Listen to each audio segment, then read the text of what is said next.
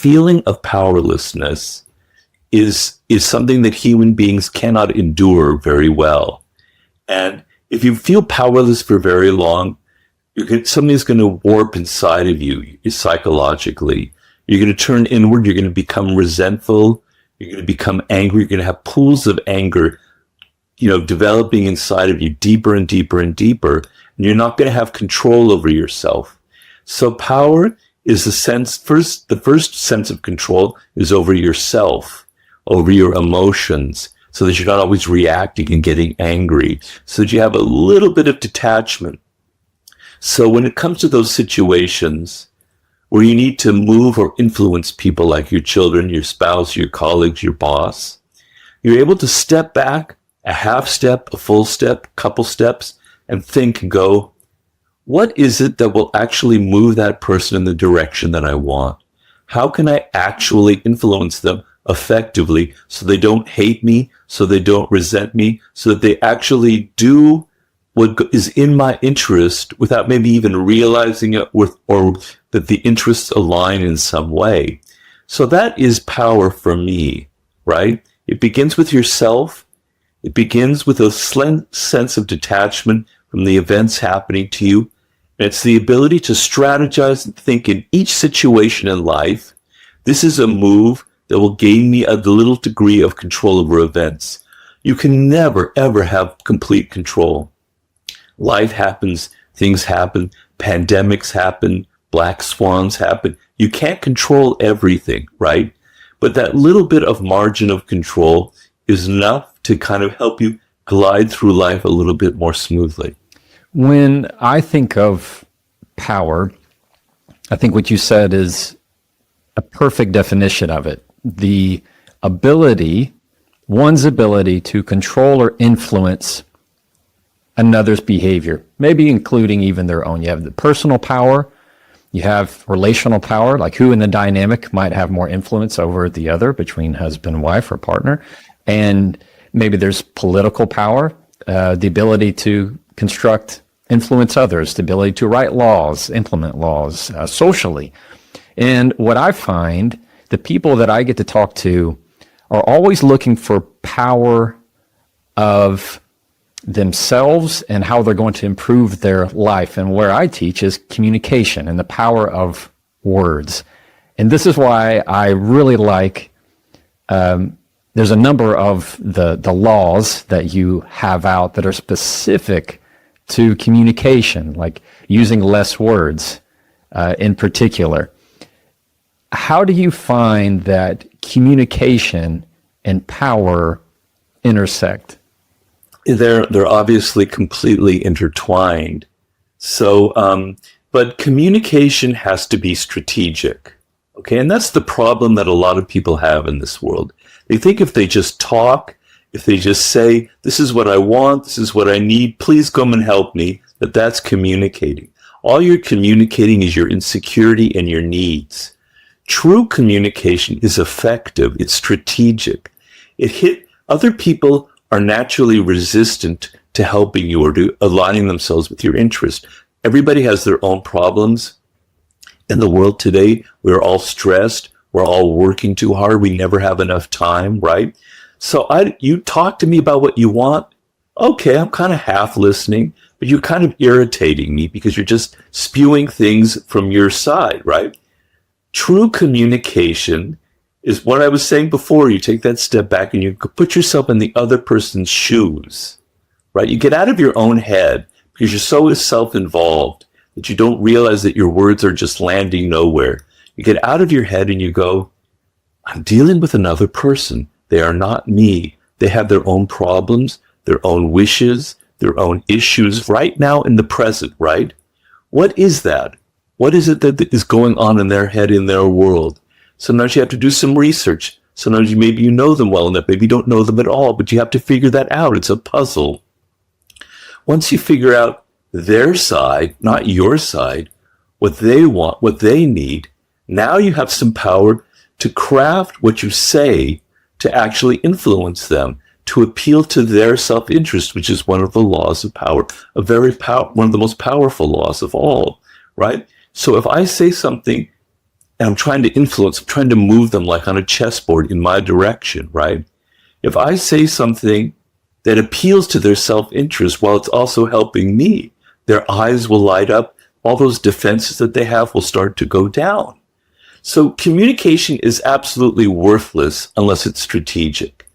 And always say less than necessary is important because the natural tendency for a human being without self-control is just to spew words, just like verbal diarrhea. This is, my problems, my life. This is what's going on with me. This is what I need, blah, blah, blah, blah, blah, right? Just shut up, talk less, and think more about what the other person needs and craft your communication strategically.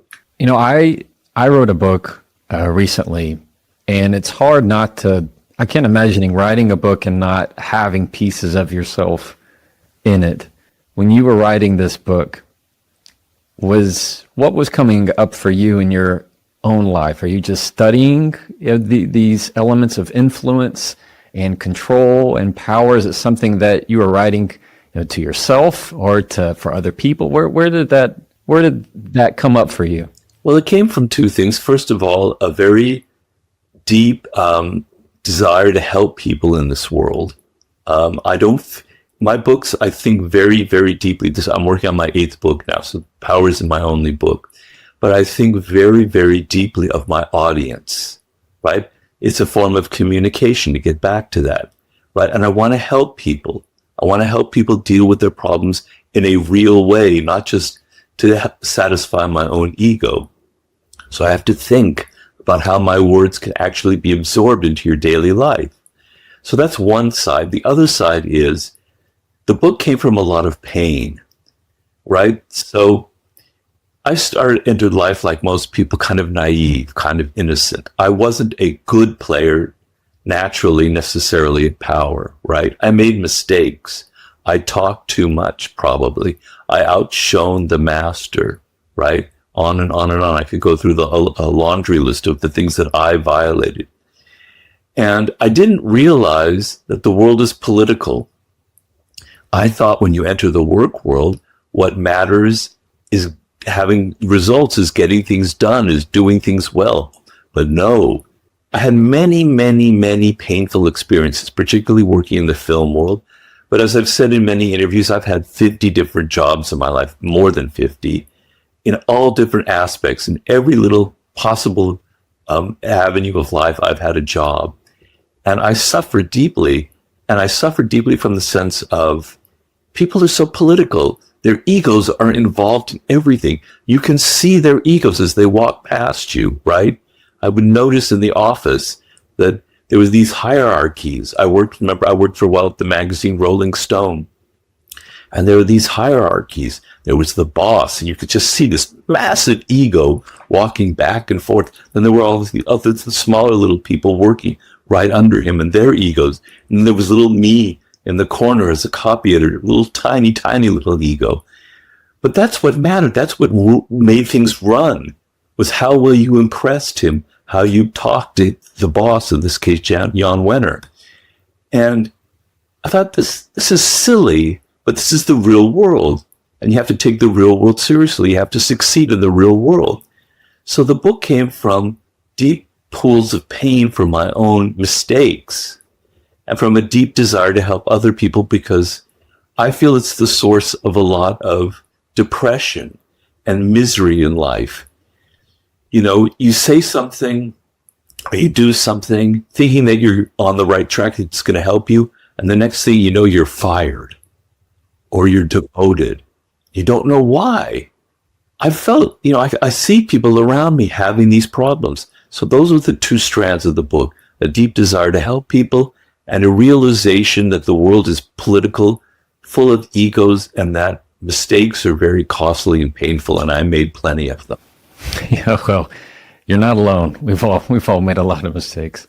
Looking back at it now and knowing the impact of the book, and I want to talk about the book specifically that you're writing and going to be releasing soon, is for those who haven't read it, or those who might go, you know what, now that I've listened to this episode, I want to pick it up again. Maybe they have it on their shelf. I haven't looked at it in a while.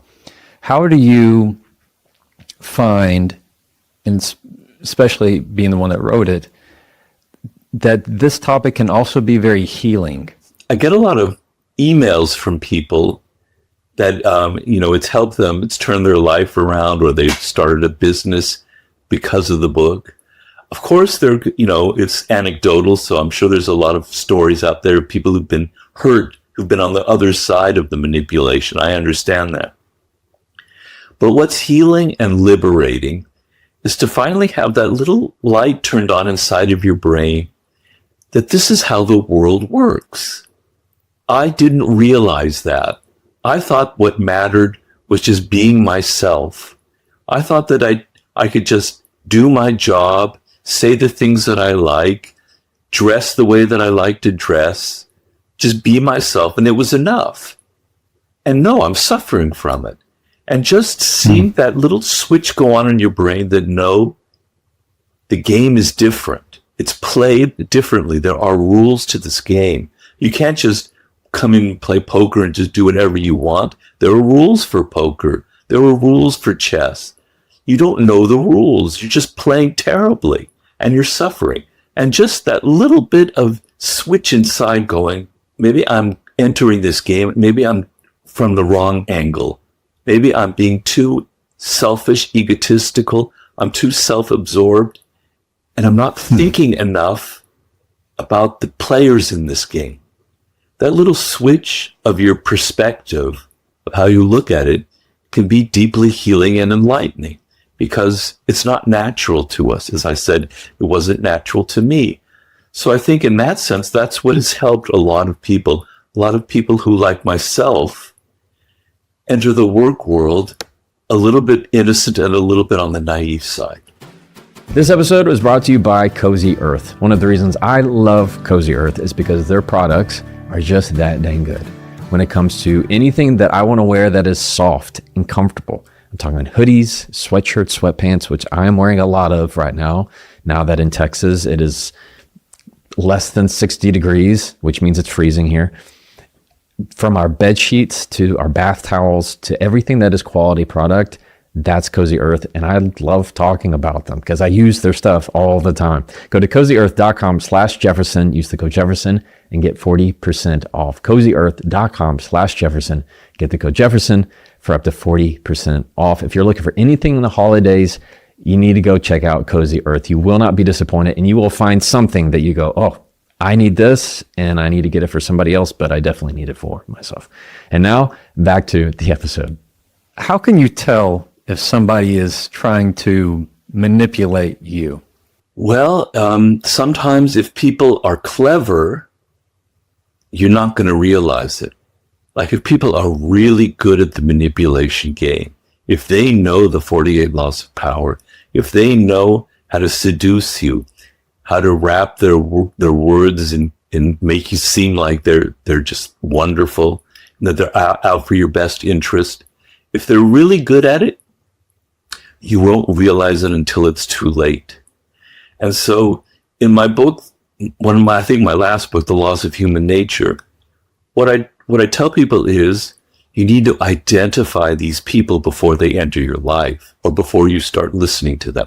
You need to be able to identify the manipulative types before they start charming you, before they start enchanting you, before they start wrapping you up in their dramas. Because if you fall into that trap, it's going to probably be too late. Most people aren't such good manipulators. And you can sense it, right? They're very passive aggressive. They say things that they want to get from you, but there's a subtext involved, right? And a lot of the bad manipulators, you can feel it. You have an intuitive sense. You can understand it.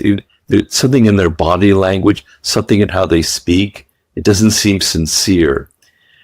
But the main thing is to be able to sense people's character, to be able to identify the types of people out there. So, as I said, there's some people out there who are brilliant at the manipulation game, for whatever reason. Not because maybe necessarily they read my book, but because it's in their DNA. They're just naturally good at it, right? People who are very political, okay? So your task is to be able to see through these people, because the problem that a lot of people have, you see, I have to kind of circle around here a little bit. The thing that I try to say in the 48 Laws of Power is that it's a game of appearances. Appearances matter so much in this power game. How you present yourself, how people see you, act like a king to be treated like a king, right? Recreate yourself. Your appearances is what people are judging you by, right? So at the same time, you have to control your appearances so people see you as powerful, but you have to see like a laser through other people's masks, through other people's games that they're playing, through the appearances they're trying to create. So the great manipulators out there, right, they have signs. They're not perfect. They give little clues, little crumbs that reveal that they're trying to play this kind of game on you. And that's why I wrote The Laws of Human Nature, where I give you tools for identifying the great narcissists out there, because most of the master manipulators are toxic narcissists, and you have to be able to identify them before they enter your life. How to identify people who are full of envy. They are a very dangerous type. They'll become your best friend in order to hurt you, to sabotage you, because they feel envious. You have to identify them before they get into your life, on and on and on down the line. So that's sort of my advice.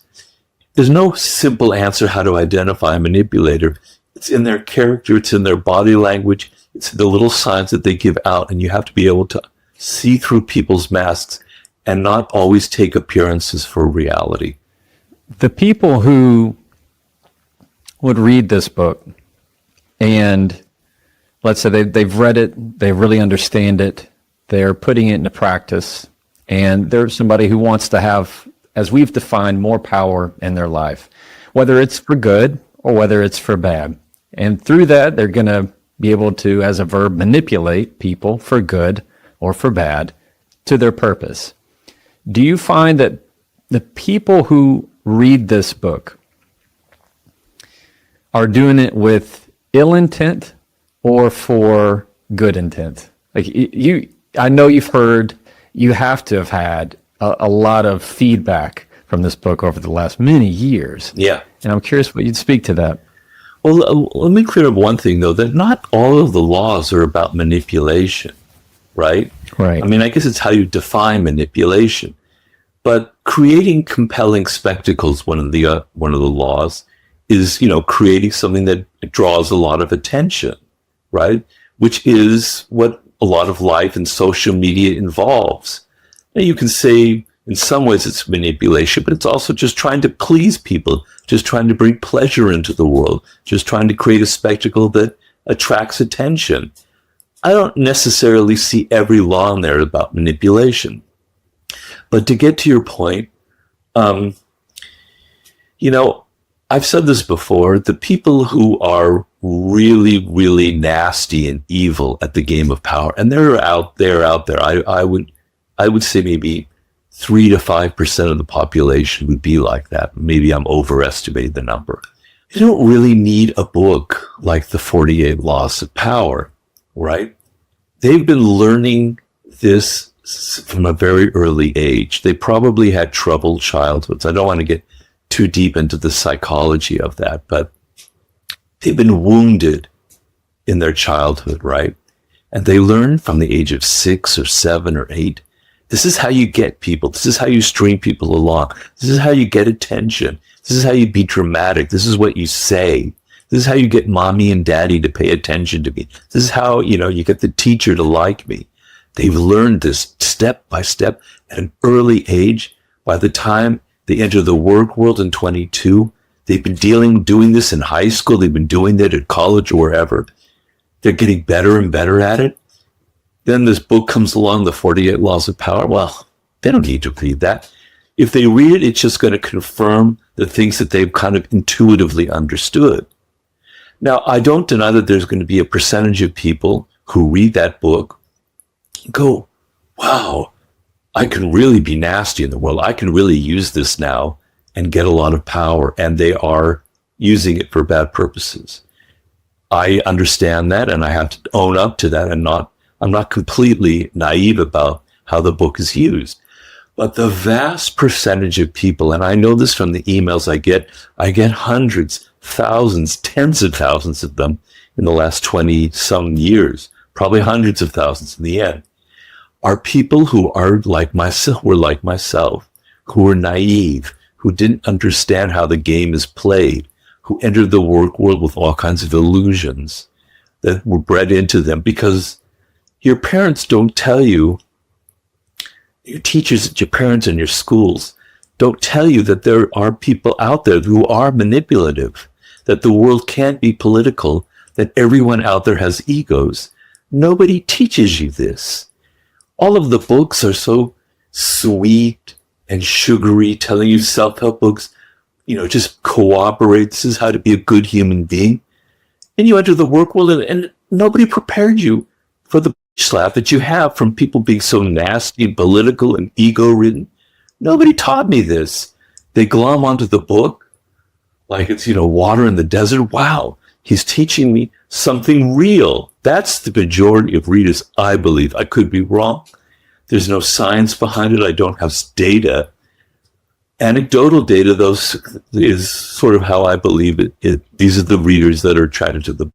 What I have found in my own life is so much of what I have seen and ran into with, especially in when they were early childhood trauma, like what you just talked about, people who are proficient at lying or manipulating or exercising, as we can define, power.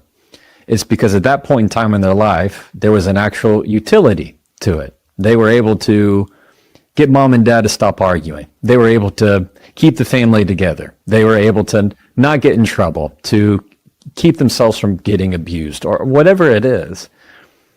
That so much of it they have already learned. And whereas some people might be, like you said, they think everything's roses and they just get hit with a tidal wave as soon as they enter the real world of, wow, it doesn't matter how nice I am. They're going to be rude to me. It doesn't matter how clean I play. I'm never going to get anywhere if I don't do X, Y, and Z. Nobody taught me the true rule, the hard knock rules. Yeah. Is that fair? Yeah. I mean, I wrote a book about warfare, and one of the concepts called 33 Strategies of War, and one of the concepts in there is what we call asymmetric warfare. And that's what is also called dirty warfare, right? People who like terrorism, okay, or like guerrilla warfare, where the rules are thrown out, where you're willing to do anything. But usually it comes from armies that are much smaller and weaker. And that's certainly the origin of terrorism, right? You're going to leverage your smallness, your small size, your small army, by being as nasty and amoral, and you'll do anything to get power to hurt the enemy, okay? And what happens is, oftentimes, the enemy plays by rules, is good. And so in asymmetric warfare, right, there's also an ethical asymmetry. So I think of things like Putin in Russia, for instance, okay? He's somebody who's willing to do anything for power, as nasty and as dark, whatever works for him and his country is what he will do. When you have these European countries with their democracies and their rules and their organization and their bureaucracies, and they're continually at a disadvantage, facing somebody who's willing to do anything, much more than they're willing to do. We find this as well in American politics, okay? So in life, the same thing happens. When there are people out there in your office who their ethics and their morals are thinner than yours, they're willing to do things that you would never consider doing, you're at a continual disadvantage. You're not willing to do the dirty things that they're doing, right? How do you defend yourself in a world where some people are willing to do things that you would never consider doing, right?